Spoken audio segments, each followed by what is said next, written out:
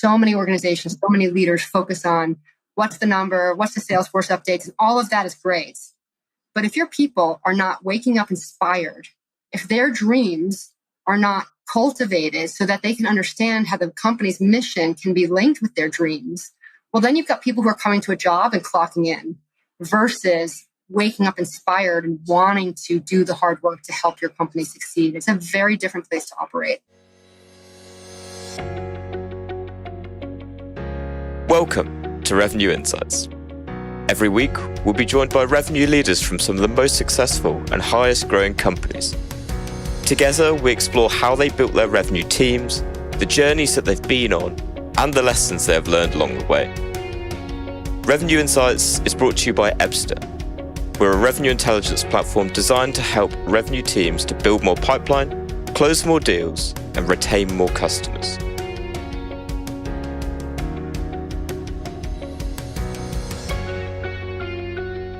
Hello there. You are listening to Revenue Insights. Today, my guest is Jaime Konzelman. She's the VP of Global Strategic Sales at Unisys. Through her career, she's been a deal maker, driving over $3 billion in sales whilst at Atos, and she specializes in leading cross-functional teams to close complex deals. Jaime, it's an absolute pleasure to talk to you today.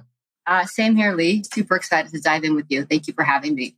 First things first, I would love to, I had a really enjoyable time actually looking through your LinkedIn. But for anyone listening that has not come across you before, could you give a bit of a background on your story and how you got to where you are today? Sure, happy to.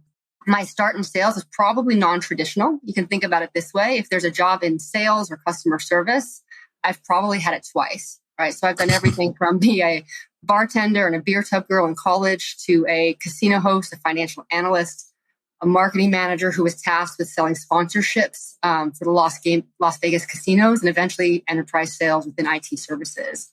But what was a secret until really this summer was where the first job that I credit with giving me that foundation of learning how to talk to customers, learning how to go through the sales cycle and actually close business because I was an adult entertainer.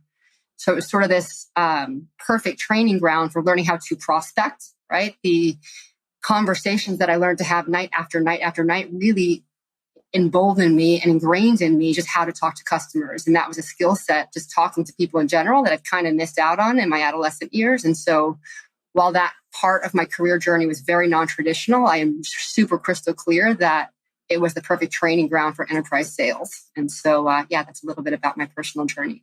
I love it. And I mean, my personal opinion is that your journey to get to where you are often shapes who you are today, right? And so that kind of leads me to what I feel is the obvious question, which is how do you think that experience has kind of shaped you to doing what you are now? And I guess starting to fill in that gap from starting there to jumping to where you are now, which is working on some pretty huge deals.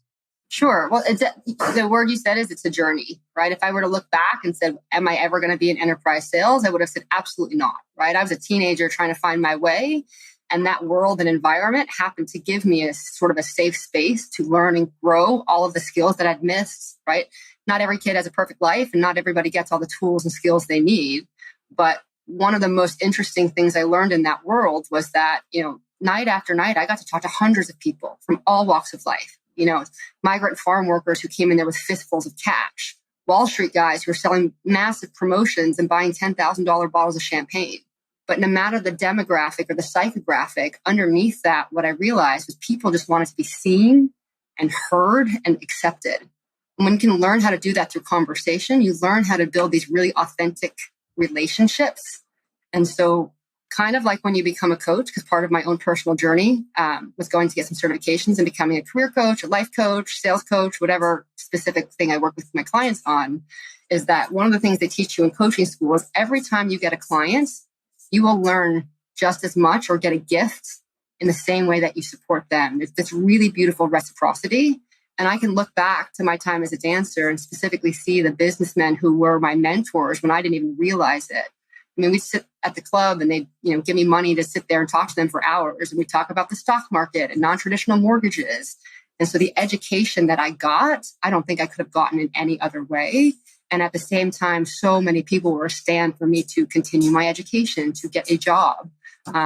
they would say things like, hey, this time in your life is a blip on your radar. And of course, at 19, I didn't know what that meant. But I can see now in hindsight, right, the universe is sprinkling these mentors and people who are supporting me and becoming my best self. And so while it would be super easy, to look at my non-traditional path and say, oh, poor girl lost her college scholarship, lost her way, and then right-sized her life. And I don't look at it that way. I truly believe there's no wrong path in life. And as long as you go through experiences with open eyes and open heart and you learn, I'm not saying there weren't times that were hard, and I'm not saying I wouldn't change certain individual moments, but it's that process of leaning into things and growing that I think ultimately makes us who we are. And so I'm just super grateful that I found my right path to get me to where I am today. I love that. So when was it that you kind of first, to use something that you mentioned, like when did you feel like you found your way, from that very beginning? I think, as you say, with customer service roles, it can take you in one of a number of different directions. For me, I started in journalism and I wanted to write, and lo and behold, I've somehow wiggled my way into marketing, right? So what was that moment for you? Well, I think there's lots of little moments, right? I saw a really cool quote that I won't paraphrase because I'll get it wrong, by Abraham Hicks recently, about that longing, about that wanting, right? As soon as you get where you want, something inside you shifts because you now have a bigger knowledge base to operate from. So then there's more knowing and wanting. But if I were to look in hindsight, I can remember a day very distinctly when I was dancing where I knew like this was it. I sort of would give myself time frames. Okay, I can do this for 6 months. And then I thought, you know what? This is a lot of money. I'm going to save 50 grand. I'm going to buy a condo in Manhattan. By the way, I was 19. And then I'm going to go get a grown-up job because I don't want to get stuck. I was always very cognizant that it was a short-term path or a dead-end track. So I needed to use it for what it was and then get out. But I was getting caught up in that money because that first financial goal for me was 10 grand. And then it was 25. And then it was 50. And a good friend of mine basically said, I can't be your friend anymore. You're smart. You've got everything going for you. You have no kids. You have no responsibilities. You're going to stay forever. And I can't watch this anymore. You think it's a game, but this isn't a game. And it really kind of rattled me. And I remember going home that night and not sleeping and thought, well, if this isn't it, and I got to go do something else, what am I going to do? And I was always hungry to learn. I think it was a Dale Carnegie book on my nightstand about making friends and influencing people. And one of the rules in the book was to go find mentors. And I was like, oh my God, this is it. I'm going to go to work tomorrow. I worked in, Flash Dancers in New York City. It's a pretty famous place in a basement right across from the David Letterman show. If it's not about the money, maybe it's about the mentors. So I decided to go to work that next day and just ask people. I knew what my regular customers did, right? There was the attorneys and the stockbrokers, and I'd met startup guys and Wall Street people and couples from the Upper East Side who had, multi-generational wealth. And so I decided to go in that night and ask people what they did and how they got there and would they mentor me. And I didn't care that night if I made any money. And what happened was, by the end of literally that night, I had probably half a dozen job interview opportunities, right? Hey, come work at my law firm. I'm on the board of Columbia. Hey, we're a startup tech company and we think you could do really well. And I didn't know anything about tech or startup, but I knew they made a lot of money. And this was, before the internet iPhones were prolific. So I called a friend from the dressing room and said, hey, will you Google these guys for me, right? Like on your, landline at home. They said they sold their company. They IPO'd it and then sold it to hotjobs.com for a ton of money. Are they for real? And she's like, oh yeah, this is for real. I said, well, I just met them and they're starting another company and they offered me a job as a sales assistant. So I might do this. It's something about database marketing and casinos, and it sounds really interesting. And they clearly have a ton of money and they're young. So serial entrepreneurs, like maybe they'd be great mentors. And that night after work, I went home. I buffed up the resume. I Googled resume appropriate attire. I got it completely wrong, by the way, which is hysterical. And then the next day I interviewed for them and I never danced again. I spent 6 years at a tech startup as employee number 3 that scaled to be the largest junket operator, which is independent casino host for the gaming industry. So a junket, right, for casinos back in the day was somebody who had a lot of relationships and they would put them on a plane, they'd bring them to Vegas, they'd bring them to Atlantic City, and then the casino would cut them a check for a percentage of their losses. Nobody had brought tech to that space. And so these tech startup guys built a two-way database, very similar to hotjobs.com, right? But instead of resumes on one side, an applicant tracking system on the back end, they said, hey, you're a casino customer. Are you getting the comps you deserve? Why don't you take all of those Players Club cards out of your shoebox, out of your nightstand, out of the rubber band, put them in our platform. We'll help you manage them. You can get all your offers here. And on the back end, they were creating a 360 view of a casino customer, right? If you gamble, $50 a hand at Mirage and 500 at Venetian has your high value, but they don't know how much wallet share they're losing, right? So we kind of collected all of this information, and we were trying to sell access on a kind of software basis to the casinos. We said, hey, we ran TV commercials, we had 700,000 people in this database at one point. The casinos didn't yet believe it because they didn't have websites. They didn't have email back in the late 90s. And one day somebody on our board said, look, if you really have that many casino customers, go get this junket license state by state, and they'll pay you a percentage of what these folks earn. And we thought, okay. So overnight, I went from a B2B salesperson to the B2C person, really an independent casino host. And then spent a couple of next years literally growing this company where we would take customers, kind of like a database marketing company, but call them, email them, say, hey, I'd like to be your casino host. I can get you this at Venetian. I can get you this in Greece or this on a cruise line. And then whatever they played, there's a formula called theoretical value. The company got a certain percentage of that. We were actually slated for an IPO in 2007, which is right when the economy, was starting to crash, worst recession since the Great Depression, pre-COVID. And overnight, my 7+ years there, hundreds of thousands of stock options went from, oh my God, I'm going to be rich, right, to penniless. And I can see now, at the time I was crushed because I thought, I was looking at high-rise condos that on the Strip, I'm going to buy my $1 million dream home, right, at 27. And yet that foundation of 7 years under ex-CIOs in tech is a foundation of skills that still continues to serve me well to this day, right? I can remember being laid off 4 times in 5 years after that 2007 recession started and the startup went under. But each time I lost my job, I was fortunate because I had worked for the founders of Hot Jobs. I knew my brain understood databases like no other. And LinkedIn had now since been born. And I was like, oh, another two-way database platform. How do I leverage keywords? And what fields do I look at to get recruiters to message me? Meanwhile, I was learning friends would get out of work and couldn't find a job, right? Whereas I was so fortunate, sales background, scrappy dancer who knew how to hustle, and now a database of job opportunities in those 5 years or 4 years of being laid off multiple times. That's when I got into large deal sales, ultimately in outsourcing, right? So I had learned how to sell as a bartender. I'd learned how to sell as a dancer, worked in marketing, finance, and sales in the hotels, and then had this string of learning that many, many companies, vendors sell into the hotel casinos here in Vegas and have a hard time managing those relationships because the business is a little different, right? It's highly regulated on the casino side. A lot of market dynamics were shifting. The casino revenue used to be mostly gambling, and they gave a lot of other things away for free. And then the revenue mix changed from now there was food and beverage revenue, then there was hotel suite revenue, and entertainment was born. Now Las Vegas is considered one of the entertainment capitals of the world. And so while that revenue mix was changing, big companies would sell these big deals, but then struggle to manage these relationships. And here I was living in Vegas. I got the stripes because I'd worked at the Luxor and MGM resorts, but really had a sales and marketing background. And so I got very lucky in that each time I was laid off, I got a bigger sales or account management job to the point where when, ACS sold a $300 million IT services contract to MGM resorts to outsource large parts of their IT, service desk, right, end user, all of those kinds of things, and the account was failing, there was a handshake deal between the CEO of both companies, and they said, find us somebody in Las Vegas who knows our business and can help this. And that was a very small population of people. So it really helped me accelerate my career, a 300% increase in income over 4 years simply because I was laid off and I learned how to leverage that experience into something bigger and better each time. And so super, super lucky through all of that, right? And now I get to figure out what's next. Yeah. Well, don't they say you make your own luck, right? It's such a fascinating journey to get to where you are now.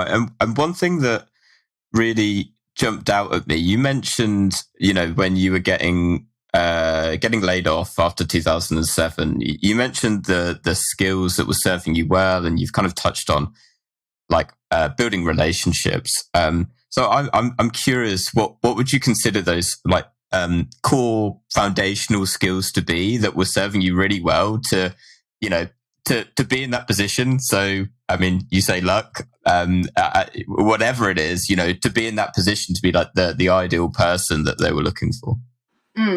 I would say I would break it into a couple of pieces, right? I didn't see it at the time, but the second I lost my job, the first time you get laid off, security comes, they walk you off property. It's sort of a traumatic thing the first time it happens. Many friends were in that position as well. They went off to the bars and went drinking. And I was like, oh my God, I have to find another job. My brain had been wired for sales. So I went out and, right, the 5-step sales prospect. What is step one? What is my prospect list? Who are all the companies I want to work for? Who are all the people in my network that I can have that? And then what is the conversation that I want to have? I think because I had that sales backbone and that sales training for so long that I was able to look at job search through the lens of sales, right? And that does a couple things. Because of the way that my brain is orientated and what made me successful selling, I'm not the best salesperson out there. They're probably faster talkers, sweeter talkers, but one of my powers is authenticity. And so when you can lean into that, and for me, that means a couple of things: learning how to have hard conversations and also being super mindful of what's in it for other people, right? And so a lot of people lose a job and they send out the emails and they, oh my God, I need a job, I need a job, I need a job. No, I did a lot of research, right? I almost looked at it like a consultant would look at it. If these are the 10 companies I want to work at, what are their pain points? Are they hitting their revenue targets? Are they spending money? Are they losing money? What are the open job recs they would have? And I would be really, really specific. And people would say, oh my God, Jamie, that takes a lot of time. Because eventually when I got into career coaching, I learned that the process that I took apparently is not the normal process, right? Not everybody's brain is orientated that way. But what I found was if you put 4 to 8 hours of research into a job you really want, customize your resume, you customize your cover letter, and you do very specific outreach and you show them the pain points and the business problems that you can solve for them, complete strangers will get on the phone with you and take your call, right? Because there's enough people out there raising their hand for a job. Very few will differentiate and make that investment. And you probably see it all the time on LinkedIn. Oh my God, help me. I've applied for 5,000 jobs and no one's gotten back to me. To me, that's the definition of insanity. Right? No one's reading your resumes. The applicant tracking systems are inundated. They're going to bounce you. I don't know how much time it takes people to apply for 1,000 jobs. What if you took 5, right? And you put together a little PowerPoint or a deck or a point of view on a 2-pager and said, here's the problems I think you're struggling with. Here's how my skill set can help you solve those things. And then the third piece of it for me is I always lean into curiosity and I try to be humble. Right? If I'm adding value up front and I'm asking you to do me a favor, I'm going to be really curious and I'm going to tap into what I think your values are. So if you're an HR recruiter, right, and you've got 5 jobs open, you're probably getting pounded on LinkedIn from everybody, right? But if I can use the sales brain of how do I connect with this person? How do I tap into the fact that they love their company through my language and customize my language and just ask questions like, hey, I'd be really grateful for your support. Can you point me in the right direction? How do I navigate your company to really show my interest and demonstrate my value and get out? And what I found is people like to help people who've done a little bit of that heavy lifting, right? And I always end things with a reciprocal offer, right? Like, how can I help you? Or don't be ever afraid to ask me X, Y, or Z.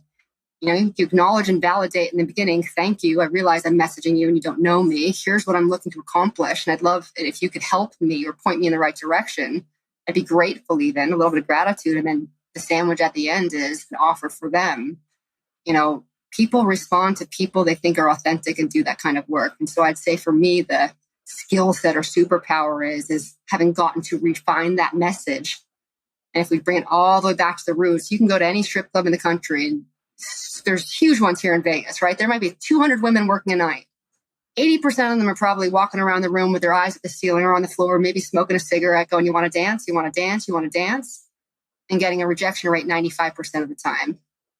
From day one, I said, I'm not, I was not the most beautiful person, not the most fit person, but I really enjoy talking to people. So I'd pick 4 or 5 people and I'd go talk to them and start a conversation. Say, listen, I'm not looking to hustle dances right now. I want to get to know you. And what I would find is then I made more money every single night. Even in an empty club, I could walk out of there with $1,000 or $1,500, on a garter belt on my ankle, simply because I talk to people and build relationships. And I think that art of the relationship and getting the practice to metabolize how to do that, the environment doesn't matter. It's no different when you walk into a boardroom of investment bankers and the chairman of the board, right? People buy from people, right? Zig Ziglar talked about that since the 70s. And I think we've gotten to a day and age where people forget that.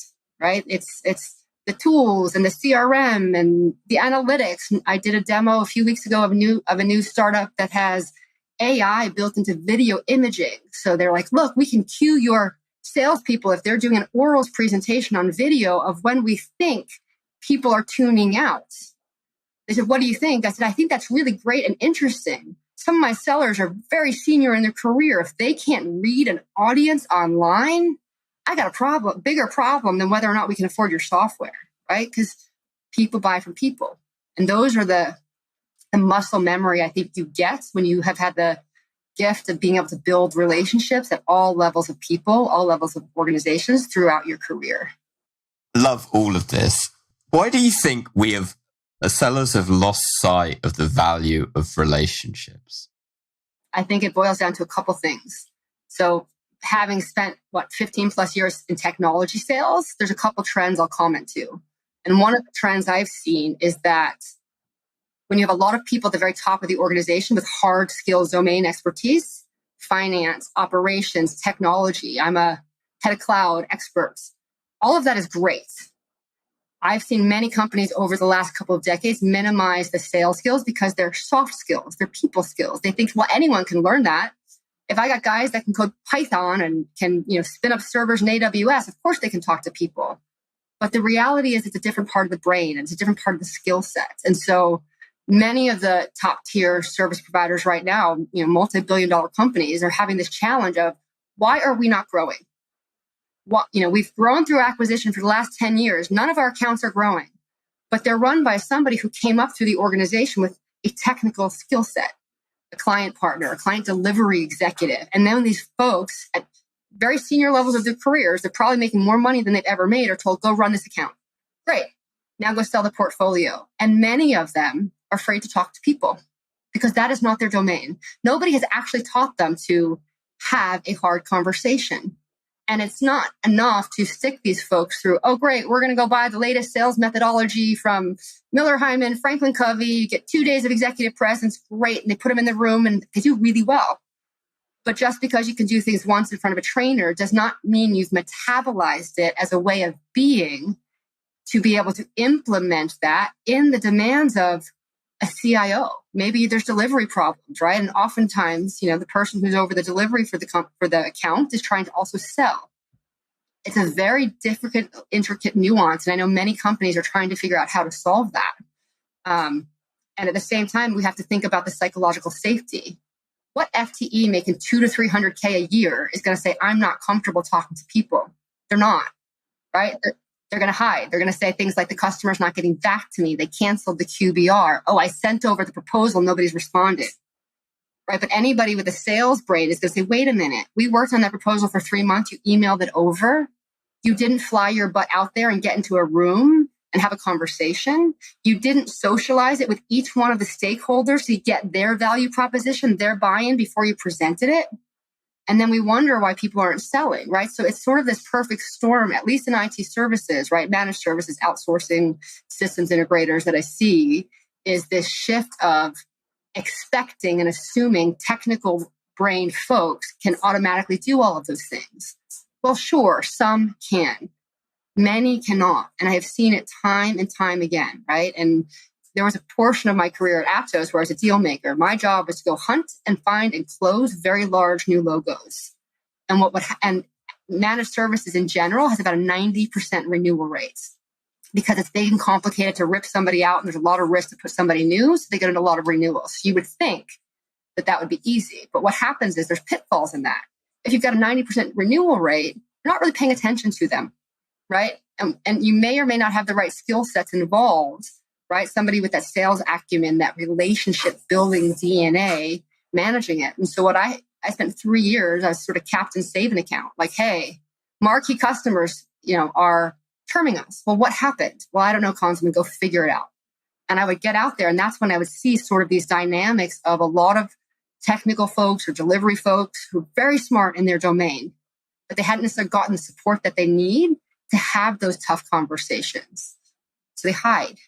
Right? Or they're busy with other things. It's not their fault. They haven't been empowered that way. I have had personally in my sales career, 17 managers in the last 10 years. That's a tenure of about 6 months per person. I can, do the right. And that's very common in managed services companies, right? The attrition rates are very, very high in general. And I can count one who is willing to meet with me on a regular basis. Think about that. So you take the job of leader, your job title, your responsibility is to manage the people in your care. But sadly, oftentimes, right, there's no rules in business. Everybody gets to play it their own way. If you have a leader who doesn't have the management skills for people, nor the desire to help people, maybe their ambition is their number one priority, they're not going to give their salespeople any of their time. So it becomes this survival of the fittest mentality, right? And then the committee gets together and they say, why are all the salespeople leading? Simon Sinek has a great model that he shares that he got from the Navy SEALs. I think it was Navy SEAL Team 6. And he goes in and he talks to them and he said, how do you develop trust? And what does that look like? And they said, well, it's a 2-part model. And we have this saying in the Navy SEALs, because trust is very important, right? They're going into the highest stakes. Their lives could be on the line. And so we say in the Navy SEALs, the saying apparently goes, I can trust you with my life, but can I trust you with my money and my wife? 2 very different things. And part of the point that they emphasize in this talk, which I love so much, is that while trust lives on a spectrum, you can't have trust in one area of your life and not in the other. So if we bring that back to the relationship aspect, do your customers trust you? Sure, your CSAT might be a 9, but do they trust you? And the model for trust in this particular example from the Navy SEALs, on one side is competency. Can this person do the job? Can they do what they say they're supposed to do? What is their skill level? And on the bottom is, do I trust them, right? So likability, all of the soft skills. And what's really interesting in business, we have an inordinate amount of metrics for capability. High performers, are you hitting your numbers? What's the CSAT? How many calls have you made? Data. We have 0 to no metrics for trust. So what often happens in corporations, the people who get to the top, either they play the game better than everybody else. They spend much of their time working those internal relationships and maybe no time with customers, but they know how to play the game well, so they rise. Or they're really good at their domain and they get promoted based on results. But without those metrics for trust underneath them, which the qualities that we say help us earn trust in other people, right? What inspires a leader who can follow them, right? All of those trust elements that we can't measure. Oftentimes what happens, if you go into a room of people and you say, hey guys, who's the jerk? Everybody points to the same person. They're often the person who's been promoted the most time. And at the same time, if they say, who do you follow? Who do you trust to show up, to get in the trenches with you? Who has the heart? Who cares about you the most? Unequivocally, they often also point to the same person, but it's a different person. Because everybody knows, everybody can feel this stuff. And so we have leaders who have been promoted without the trust, without the natural ability and qualities that represent a leader. And we've got people focused on the results for themselves. You start to see where some of these imbalances can come from. And there's nothing wrong here. It just is what it is. But I think if we're going to get serious about helping sellers grow and cultivate the right skills, we have to start putting more emphasis on, what is typically been called those soft skills, those leadership skills that are difficult to measure, but make all of the difference in the world.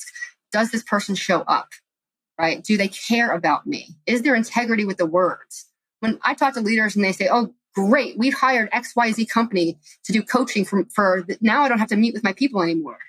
Something's wrong, right? So it's going to take a major shift. And what's been really, really cool for me, I'd say since I published the book, which I thought was going to ruin my career, which has had the opposite effect of conversations like this, where I get to share my perspective that are really authentic, is I've met with more CXOs in the last 6 months who are saying, hey, right, you've got a great story and this is really authentic. How do we find more leaders like you?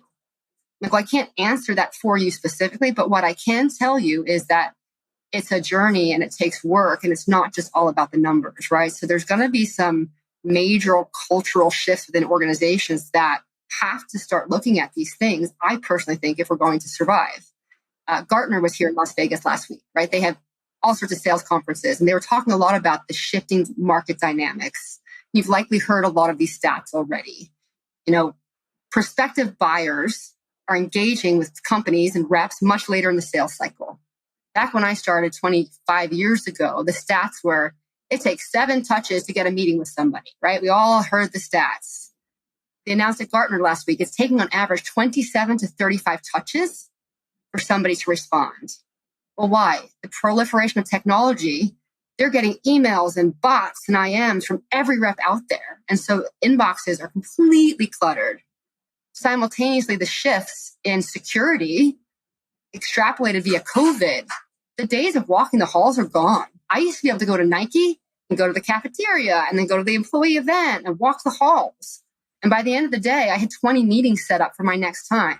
Today, certain buildings, there's an ocular scan and a badge. And if somebody allows you to go back in, like kind of follow them in, your picture's taken, their picture's taken, and automatically goes to security and the manager. Once is a warning, twice, I think you're done, right? So at the same time, it used to be CIOs and executives, they wanted that relationship with the rep because you could keep them abreast of latest technology, trends, white paper. You're the source of information to add value.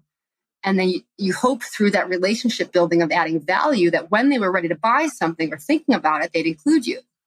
Well, now the preference is self-service. People want information in the way that they want it, when that they want it. And they say, okay, great. I'm going to do my homework. I'm going to download the white papers. I'm going to watch the videos. I'm going to go out to dinner with Gartner myself. And then they come to you and say, great, here's the RFP. And by the way, we need your response next week. Right? And think about the impact of that. In the services business, the cost of doing business, of entering those RFPs is typically 1% to 3% of the total contract value. It is a massive investment in resources. And industry averages, you lose 90% of them and you win 10% of them, right? And then you've got, somebody fresh out of college who's the procurement analyst. And these poor folks, right? We're like, hey, we can't invest $400,000 in your bid if we haven't talked to anybody on your side. And you say, well, that would be favoritism, right? You can't talk to anybody. You just need to read this, interpret it. And then if we like what you have to say, right, then we'll meet with you. And so now it's not just the vendors, the service suppliers that are struggling. But if you've got 15 or 20 stakeholders at a company, the reality that their third-party advisor, their analyst, or whoever wrote these 30 to 60 to 90-page RFPs accurately captured all of the nuances of opinions and drivers and metrics, or did they take something that they had recycled from somebody else, update it, and get it out the door? And now we're both working from a document that's not going to meet their needs, right? Because we've decided not to get in a two-way dialogue because that would take too much time. Instead, we're going to put you through all of the paces and then hopefully you get it right and we talk to you at the end. And so I think there's going to be some really interesting shifts in how companies go to market for new business, but also how sellers and revenue people have to adapt so they can continue that relationship, continue that dialogue, because we all know what's written on a piece of paper and black and white with binary does both sides a disservice. It does not, it commoditizes everything. Great, here's the spreadsheet. Let's go with whoever's cheapest or whoever has the most mature proposal process and got us back the best looking response in 2 weeks of something that only 3 or 4 years ago you would have gotten a month to respond to. So there's a lot of shift right now. It's going to be really interesting to see which companies, which sellers adapt and which are no longer here in the next couple of years. So much I really liked in there, and I've written down so many things that we could take this. But I think the one that is most obvious to me that you kind of touched on there, which is the way that from your experience in the past of how you were building relationships before and the way that people buy now, as you say, has completely changed, right? The one that sticks in my mind is that people want that self-service, right? They're doing their research online. To me, in a marketing sense, it's, what do you have on your website, your brand, all of these things, which provide that context right up until the point where it goes, okay, and now I want to talk to a human being. So the game has completely changed, as you mentioned. So in 2023 then, Jaime, what would you say are 3 ways to, build genuine, authentic relationships? I can encapsulate all 3 in one of my sales philosophies. I truly believe sales is service in the same vein we've been talking about for decades, that servant leadership. It's easy to pay lip service to, oh, I'm a servant leader. Google that on LinkedIn. You'll see millions of people. I'm a servant leader.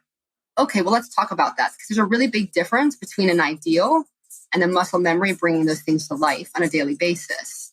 And so I think of what's going to be the game changer over this year and going forward is sellers who adopt a sales mentality of service. So what does that mean? Like, let's unpack it a little bit, right? One of those things is that I stress with my team is being prepared and doing your homework, right? Take something very simple. Maybe you get a lead through your funnel because your marketing team's doing a great job. And they're like, I want information on X. An average seller is going to say, great, here's the links to our website. Have at it. Somebody with a little bit more maturity and maybe who's like a B+ player, they're going to customize a little bit of information and send it back, right? What I try to get my team to do is do a little bit more homework, right? What are the pain points of that company? What is that person's role, right? There is the power of the internet at your hands in Google, right? I'm going to say, go back and introduce yourself with some very pointed questions, but also invite them to a conversation with that data. And that doesn't have to be hours and hours of work, right? It could be simply going to their last 2 earnings and finding out what their CFO wants to do. And if this is an IT person, tying the information you get back to their CFO's objectives and showing them, hey, I can partner with you and help you with X, Y, and Z. And these are the offerings that can do that. But then the art part comes in, almost like dating, right? You've got to give enough information to intrigue the conversation with the ultimate goal of, hey, let's get together and talk about this. And to me, that will be the game changer of how much people look at every interaction as a way to serve others. If you are adding value, if you're looking at it, what's in it for them, and showing up with the highest levels of professionalism and authenticity through those interactions, whether it's on the phone or in email, you will convert to business ultimately. So that's sort of the big one. And then the other 2 are trying to be that conduit for information. If we think about different stakeholders, it's easy when someone says, hey, give me information on your company X, right? And maybe this person's a director. In the managed services business or outsourcing business, it can be a really sensitive topic, right? So for example, when a large enterprise outsources an entire division or multiple divisions, there can be staff transfer. People might be worried about losing their jobs. And so I spent a lot of time with my team on who is the persona and what is the win for them, the personal win for them of how we could work with them. Because what I found throughout my own career, when I first got in my previous company, there was a little while where they had me doing sales coaching. So as a deal maker, trying to get out of it, trying to figure out what was next, aligned to my own values, I had gone to coaching school. And so the CEO at the time would say, great, we can let you be an internal sales coach, but you need to find more Jaime Konzelmans first and keep the day job of winning the $100 million deals. So I got this cool period where for a few years I coached a lot of sellers. And what I started realizing is it's not always natural because of this pace that people work at for people to customize that message to who the stakeholder is, right? It sounds obvious when you take that step back because what's in it for a CFO or a CIO is going to be very different than what's in it for the director of database. And I think a miss that I started to see over and over, not on purpose, not because people aren't being thoughtful, but people in sales are often moving quickly and get very reactionary, that director level folks would come and say, I need X, Y, and Z. Well, clearly somebody had asked them to go get that information. But if we think about that sensitivity around people thinking, oh, the economy is getting worse, maybe I'm going to be out of a job. Suddenly you have a person who could be selling against you once you turn that information over. So then how do you give them what they've asked for, but also educate them that like, hey, we can partner on this. We don't want to be a vendor. And for me, I can say there are customers that I've had throughout my career that were a director or an analyst or an engineer that had aspirations of being a VP, an SVP, a CXO. And so with some of those folks that are in mid-level roles, understanding the business I work in can be sensitive, we start to shift the context of the conversation to what's in it for them. And it can be as simple as saying, hey, right, educating them, your CXOs are looking for X. Here's one slide that shows you the value proposition that we can bring. Oh, but by the way, a lot of people in corporate America tend to think the bigger my team, the larger my domain, the faster I rise.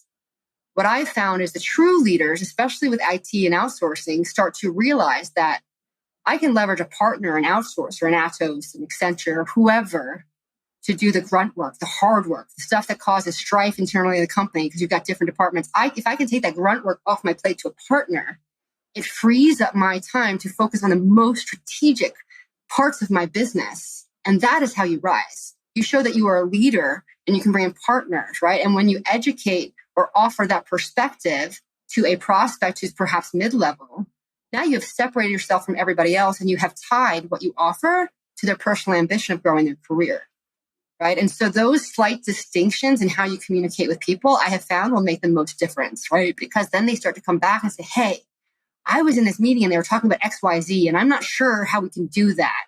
And I'm like, great, I can help you with that. My team can help you with that. Here's a straw man of a business case of what that would look like, Mr. Miss IT person. Now you can take that to your most senior executives. And if they want to know more of how we did that, let's get everybody in a room and we'll figure it out together. And it is a completely different dynamic to sell. And I'm seeing more and more people on both sides from, my side of the business, the services business, and the customer side of the business being open to those types of dialogues. Now, I'm not saying it's easy, right? It takes a little bit more work. But I would so much rather have a handful of substantive conversations that turn into real opportunities than a whole bunch of email volleyball games where people go silent on each other and nobody knows what's going on either side, right? The stats might look good in the CRM. You had 50 customer meetings. But over time, it's going to come out in the wash because you're not going to actually sell anything, right? And those people are not building relationships with you. They're a name in a CRM system. One of the ways when people tell me on my team, like a new hire or in an interview process, and I'll ask people, tell me about some of your customers that you've worked with for the long term, right? And I had an example of somebody at a previous company. He's like, oh, I've known this guy for 30 years and I coach his kids in softball and all these things. And I'm like, that's great. What has he bought from you? You went, well, it's not quite that easy. And I'm like, no. So you're saying he doesn't trust you, right? If you've had a relationship for 20 years and you've been trying to sell to their company and offering value at the 5 or 7 different places you've worked and they've never bought anything, there's a lack of trust, right? And so it's just a very different kind of context to operate from.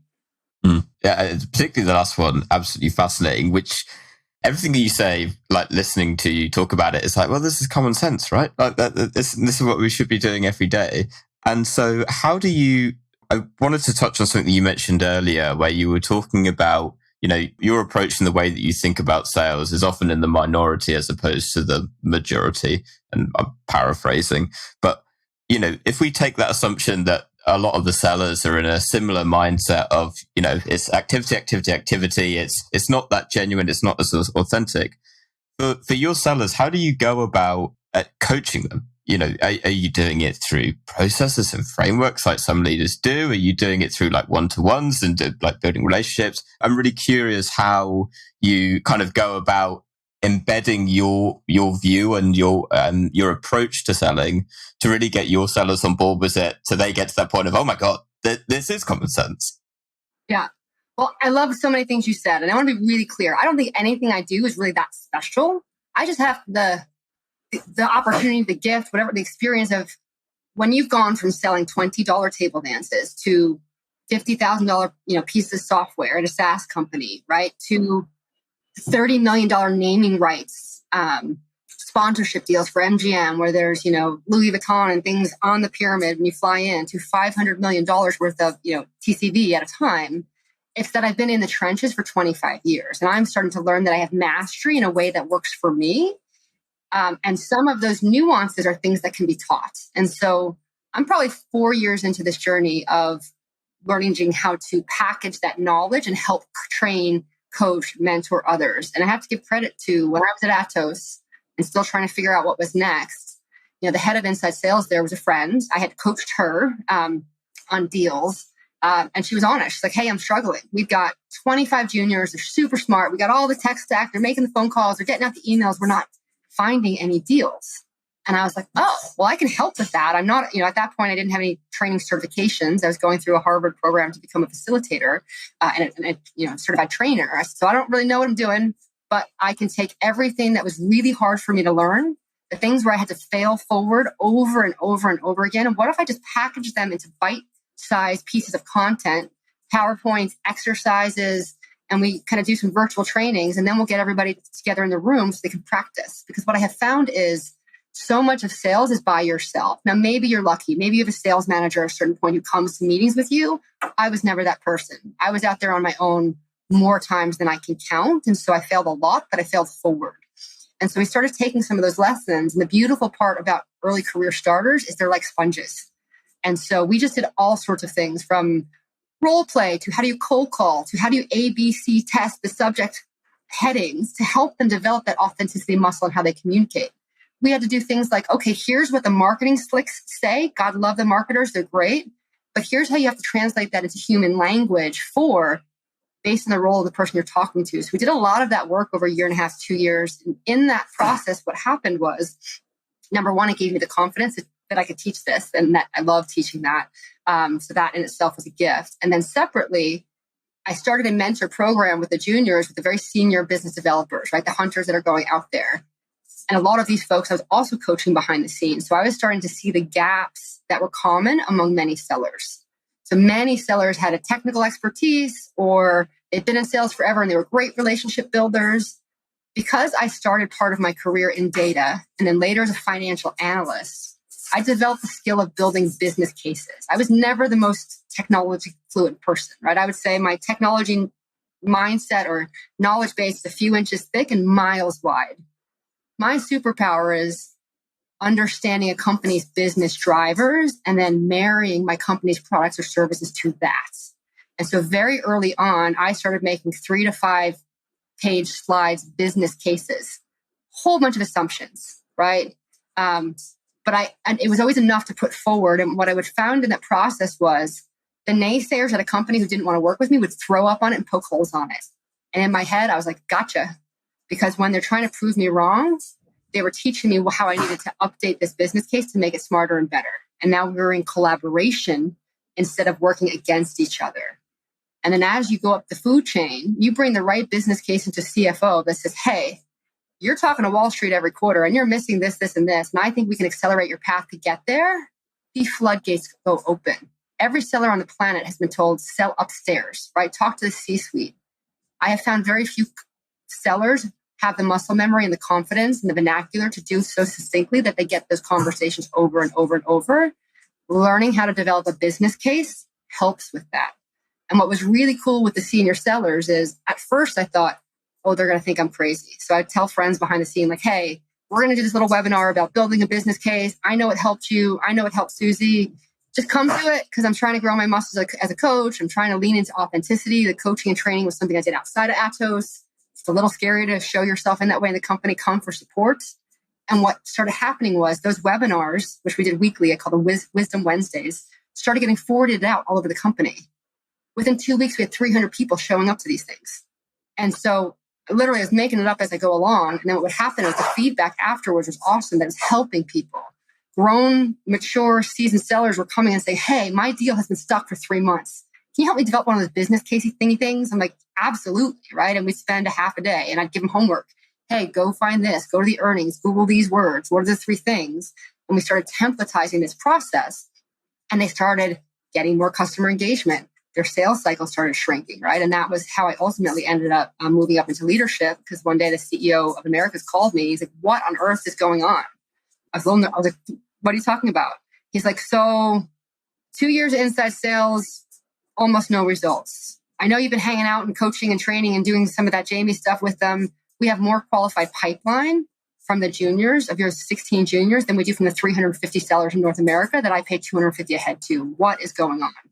And I was like, well, I'm just thinking of what was hard for me. And I put it in PowerPoints and then we go down to Dallas and they practice, right? Think boiler room, right? I get on a call, they get on a call. Things like teaching them a process of starting with research and understanding the industry pain points, right? So that they can talk relative. And we just kind of, I just start showing him stuff. And he's like, great. So here's what we're going to do. Head of inside sales is leaving. You got the juniors and we're going to give you the seniors now too. And I was like, oh, great. So suddenly now I had 2 teams underneath me. And it was ironic because 25 years in sales, I was kind of looking to get out, right? Burnt out and just the chase of the deal no longer fed me with the way helping people did as a coach and as a trainer. And then overnight, these 2 sides of me that have been so separate, that barrier vanished, right? And so I guess when I say I do things a little differently, it's that I show up to my team as a leader, as a coach and trainer first. I just happen to have a domain expertise of selling technology and services for 25 years. And so it's a very slightly different shift in context. But if I circle back to your question of how do I get other folks on board with this, I'm old school, right? I was at Unisys. The first thing I said was, I got to get my team together. And they said, well, we're not traveling right now, right? COVID has just happened and travel budgets. I'm like, no. We have $1 billion target and you've spent how much money on my budget? I need everybody in the room. And so we flew to Dallas. I took a week planning what this workshop was going to be. As I got the agenda socialized, people throughout the company were like, hey, I've got some account managers. I've got some consultants that are new or some junior folks, people who are struggling a little bit. Can we send them to your training? And I was like, sure. And before you knew it, we had a large group of people. I think I called the program, being the leader that Unisys needs you to be, right? And so it was a way for me to take the proprietary leadership training curriculum that I had created over many, many years and on weekends and PTOs and vacations, and now apply it to sales. Because all of the trainings I've been fortunate to go through in my life were amazing. I did not see myself as a leader until very recently because of some subconscious beliefs that I had had, right? Despite winning these deals and despite leading teams, somewhere in this subconscious Jaime Konzelman brain with the C-suite aspirations, I wasn't considered really a leader until I got to that level, despite all the things I've read, right? Lead at any level. It's not about the title, right? So as I worked through that for myself, I realized I'm not alone. Many women, many sellers who've been individual contributors their whole lives hadn't necessarily thought of themselves as leaders and hadn't strengthened some of the leadership skills that could help them accelerate their deals, accelerate their careers, their time to revenue. And so I took this team through a 2.5-day training where we did things like, what is your leadership style? How do the best leaders lead and inspire loyalty? And then the worst qualities you've ever experienced. And then what would happen if we applied those best qualities to how we sell and interact with customers? What would happen? How would the experience start to shift? Right. And then the collaboration, all I do is facilitate and ask the questions. The learning happens from their insights in the room. And then we do the fun stuff, right? Like breaking boards and the hot coals and all of that kind of crazy stuff. But by the end of it, it has shown me that no matter people's career stage, there's value in that kind of team building, that kind of structured education for professional growth. Martha Beck was one of Oprah's first life coaches, and she has an expression that is, how you do one thing is how you do everything. And so to me, that gives me permission to coach and train, whether it's in groups or individuals, people who report to me, because you're holistically helping the people. And when you do that, sellers come alive. So many organizations, so many leaders focus on what's the number, what's the Salesforce updates, and all of that is great. But if your people are not waking up inspired, if their dreams are not cultivated so that they can understand how the company's mission can be linked with their dreams, well, then you've got people who are coming to a job and clocking in versus waking up inspired and wanting to do the hard work to help your company succeed. It's a very different place to operate. Absolutely love that. And I want to ask one penultimate question, because I completely agree with everything that you're saying. And it's going from, and it's often the things that get overlooked. I think with what a lot of folks I talk to on the podcast, with what you can do with data, and you mentioned on the numbers, and it's like, okay, how are we progressing towards our quota and all these things? And, what meetings do you have booked in, so on and so forth. And it's really that human element that comes in underneath it. And I think there's a real fine balance between the two. And to the point that you're making, often, I think with sellers that I speak with, there is that element of, and that always comes back and comes up a lot, is actually understanding your customer. And that's to the extent of, not like what their job title is and what they do, but it's like who they are as people, like what stresses them out at night, what keeps them up, what ruins their sleep because they're sat up worrying about it, or, that they get frustrated about. And really getting under the skin of that is not easy. It takes time to get to that stage. But there's so many great points that you mentioned. And I just want to look at it through the lens of, as kind of a penultimate question. You talk about sales leaders and how they can approach, inspiring their teams. Now, I know through your career, you've gone through the 2008 recession that we had back then. We're not exactly in the same kind of situation right now, but it's tough for sellers out there right now. And obviously the way that people are selling, as you mentioned, has changed. So for other sales leaders that are listening, what would your advice be to them for inspiring their teams, particularly during a recession, economic downturn, whatever you want to call whatever we're in at the moment? I think the biggest thing you can do is keep showing up.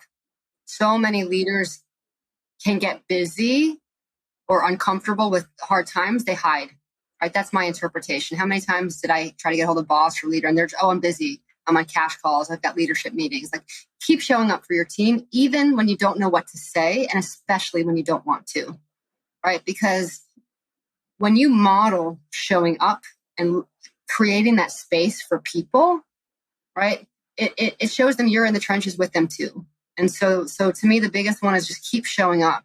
The second thing is be a facilitator of dialogue, right? Find out what's important to the individual people on your team, and facilitate that conversation. A lot of my weekly sales meetings are, hey, what's going well? What's not going well? Where do you need help? What roadblocks can I remove? And it may sound junior or juvenile, but what I find is people are excited to share what's going well, and they don't often take the time individually to do that with each other.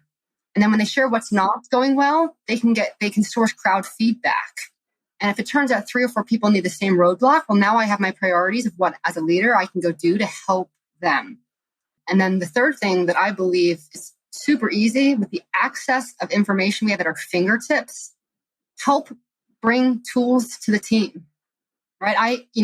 4 years ago, if you would have asked me if I was going to be doing things like breathwork sessions, meditations, walking people through scripts with senior sellers, I would have said, absolutely no way. That's separate. There's no place for that in business. Sellers need to sell. It has a little bit more of that, drive, masculine way of operating, because it had served me so well until it didn't. And what I have found is, as I have found my own courage to share things that have helped me in my life and my career, even when they might be a little esoteric or different, that people are really hungry for that kind of authenticity.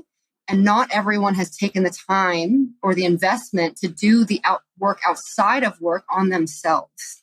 And so it could be things as simple as a quote, a video, right? A poem. When I kick off a team meeting, when we have new people come in, there's a poem that I have everyone read. And it's about the flight of the geese. If you've never read it, I'll send it to you. But basically, it talks about why geese fly in formation. They do things like honking from the back to encourage the goose up front. When the goose up front, who's leading the flight, who, by the way, takes the most stress, the most wind, the most force, because they're all the way up front, when they get tired, they go to the back and somebody else takes turns, right? And so the moral of the story is, if we have enough sense, we will stick together like geese, because we can get where we're going faster. We can take care of each other. And I find that when you do that and you ground your team, there's a lot of neuroscience out there, and I love that it's growing in popularity, that we have 3 brains. We used to think of our brain as the gray matter in our head. And scientists are now showing that the neurons in our stomach and the neurons in our heart operate with brain-like properties. And so while once upon a time we thought in business, think with your head and think with your head, the neuroscience is now showing leaders make more positive impact, inspire more loyalty, and make better decisions when they ground into themselves physiologically and they connect their head, their heart, and their gut brains. And so things like that, as I learn them, I believe a leader's responsibility is to be a conduit of information for their team. So for me, I'm always trying to add new tools to my seller's toolbox. They may or may not need it in this moment, but at some point they've got it to refer back to. And so for me, that's how I model authenticity, is by showing up, facilitating dialogue, and then remembering to continue to add tools to their toolbox for when they want them. Because for me, that's my purpose. I believe I'm put on this planet to help people unleash their potential and awaken their dreams. And we do that through conversation, right? And so when I get to show up in corporate America and be myself and proliferate those values in others, well, to me, that's purpose, right? And when I can bring my purpose to the team, it gives other people permission to follow their dreams and to find their purpose. And I found that people who are inspired by their own purpose and then share that with teams ultimately outperform all the worker bees any day. That was excellent. All right. Last question. What is one book that you would recommend to other sales leaders? Oh, not mine, right? Just kidding. The book that I refer The book that I refer most often to is Simon Sinek's Start with Why. Mm-hmm. So he has a TED Talk. He has a New York Times bestseller. He has many New York Times bestsellers, but Start with Why was one of them. He's popularized this concept of why, and here's why I believe it's important to sellers. In it, Sinek talks about the distinction between what separates the best leaders, those who inspire us over and over and over, and the best companies, those that continue to innovate, from everybody else. And in it, he popularized a concept called the Golden Circle Principle. And he's very clear. He did not invent this concept. He just popularized it. And he says, what separates those that innovate over and over from everybody else? And it's that they all communicate the exact same way, and it's the opposite of everybody else. So if you go and you look at this Golden Circle Principle, there are 3 concentric circles, right? The inside is why, the next one is how, and then the outside is what. And if you think about it this way, every organization on the planet, people on the outside know what they do. It's their jobs. As you go higher in an organization, some people know how things get done, right? Product differentiation. What makes a company special? Why should we care about you? Very few people, when they communicate, actually ever get to the why. The best leaders do. And most people, most sellers communicate from the outside in. They go, what is easiest to understand to what is more complicated. The what is the facts, the features, the bells and the whistles. Maybe they get to the how, the product differentiation. They say, you want to work with me? You want to buy something? There's nothing wrong with that. It's just not very inspiring. So the best sellers, I believe, the best leaders, those that inspire us to action, speak, as Sinek says, from the inside out. They start with their why. If I were to tell you, hey, I'm a public speaker, I like to motivate people, I'll get on stage, we'll go on Zoom, like, you want to hire me? Not very inspiring.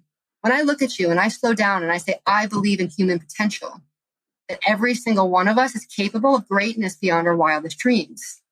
What happens in life, in career, over time? We get so mired down in jobs and responsibilities, so much so we don't even remember how to dream. I help people unleash their potential and awaken their dreams. Can I help you? Ideally, you likely felt something a little viscerally different. And Sinek has taught me, and this is why I recommend this book so often, is when you start with the why, you're speaking to the part of the brain that controls buying behavior, decision-making. But here's the challenge. That part of the brain has no ability to process the facts and figures in language. It's all about the feelings. So when I speak about my why, and you can feel that, it connects to the part of your brain that drives loyalty, that drives decisions. However, that part of the brain that needs to rationalize it with facts and features and benefits, which is the outside part of the brain. So it's not just a model I think that is nice to have. To me, it is a game changer in sales because it teaches us to orientate our language to the part of the brain that inspires action. And it's very different in services, right? Most sellers are going to talk about the facts and the features. And when I push them, let's say we're doing a deal prep review or we're looking at what are the win themes. I say, why would this customer want to buy from us? And then you often hear, well, they have a problem with this and they need to end user support and they need better experience. All of that is great. But what is the why? So when we orientate, when you believe what I believe, now we have an opportunity to work together. And so if the concept resonates, right, he's got the 10-minute TED Talk. I have all of my teams watch the TED Talk, read the book, do the work, not just on the why for their deals, but on themselves. Because when you are a seller who shows up inspired and you know your why, and you can proliferate that through sales conversations, well, now you've broken down the barrier between two people and your customers will come back to you over and over and over again. So one of my hobbies is I'm a triathlete. I was a chunky kid, never played a sport, early 30s, made one of those lists of things in life you always wanted to do but had never done. There was champagne involved, if I'm being honest. And when I woke up the next day, number 3 said, be an athlete. And I thought to myself, goodness gravy. If I'm 32 years old and I'm still harboring childhood dreams of wanting to be an athlete, I got to do something about that. Now, mind you, I'd been fit and gone to the gym, but athlete was in there. So I went and hired a run coach and joined a run club. And I remember saying to her, hey, I'd love to run a 5K. That'd be really cool, right? 3 point whatever miles. I've never run more than a mile on a treadmill. And she looked at me and she jokingly said, hey, I believe there's an athlete inside every one of us, and we're training for a half marathon. I'll be in your life as much as you want or as little. Well, So, right? She used that believe language. She spoke to the little 5-year-old who used to put her nose to the chain link fence and try, watching the girls play soccer, but never made the cut. And so 5K turned to half marathon, turned into triathlon. And in less than 18 months, I did a full Ironman.